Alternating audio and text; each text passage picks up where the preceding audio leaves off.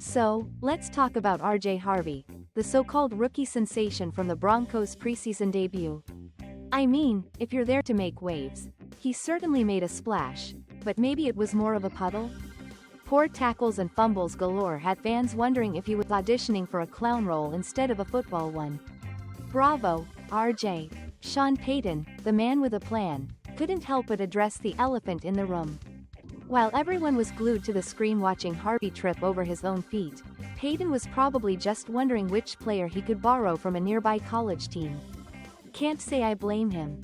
Hey, kid, how about a Sherpa for our rookie? And let's not forget the brilliance of Payton's face during the game. He wore expressions that could only be described as a mix between existential crisis and polite disappointment.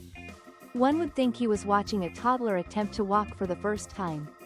I could hear him mumble, "It'll all be okay, right?" But fear not, Broncos fans.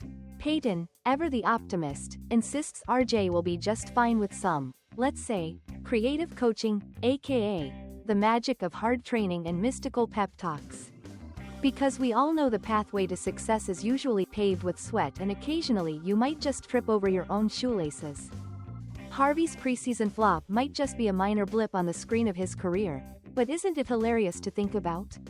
I mean, here's a guy who probably spent years dreaming of the NFL only to have his debut resemble a comedy sketch. Ah, the irony of football dreams facing the reality of tackling dummies. Some analysts are already drawing a parallel between RJ's performance and legendary rookie fails. It's almost like a rite of passage.